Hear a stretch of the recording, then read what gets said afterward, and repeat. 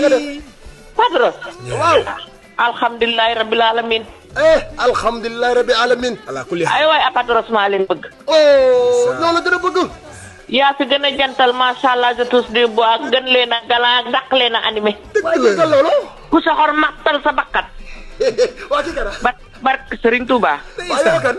Padros man la Mama Nogay Laay maa leen dëkk doon woo ca. Mama Nogay Laay ndeysaan du mooy si dem na daa laal téléphone ba am na loolu laal ci téléphone ma ne allo waaw dama ne waaw am na secret bu ma la bëgg a wax luy manqué cat lingom ngay wut lingom bu ndaw après danga may woo nag ma ne waaw lii su ma ko waxut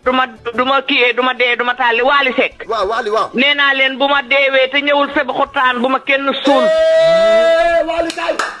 Waly Seck bu ma deewee bu ma kenn suul te Waly Seck ñëwul maa ko bëgg ci sama xol bi bëgg bàyyam ba mu dee tey nag dinaa sama tëddee dinaa nelaw bi lay Padros maa la bëgg noo tudd yaay booy Nogay Laay Jóob ca sebi xutaan bëgg Padros jantal mën a sañ sa masha Allah li cet yàlla leen yàlla fal cet amiin yaay booy amiin yaa leen man doo seen morom Waly Seck du seen morom neen Waly Seck nag ma woo ma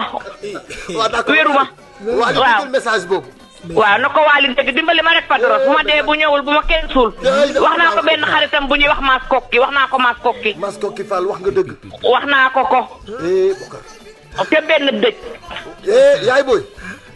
yaay booy da ngay gudd fante Waly dina la seet si waat la na man bu ma seet loolu nga ma woo rek ma dégg ko kontaan billaay dama koy jël jottali ko ni ko Waly déggal li yaay booy wax waaw ne ko wax naa ko Maas Kokki ne ko bu ma dee Waly Seck ñëwul barki borom Touba yaay guddal fan waaw jërëjëf Padros am na secret nag bu ma lay wax benn lingom bi rek lay jiital bu ndaw bi may ci def yaa ko nga di ko def ci sa poos kenn du la mënal dërëm nga wax ko Waly mu def ko waaw nekk leen ci jàmm merci beaucoup arène bu mag bi mooy àddina su fi bëggee tekki nga lew to Fatah el président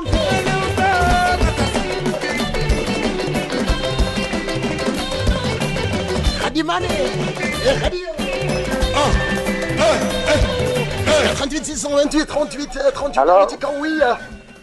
ça va DJ Padros yow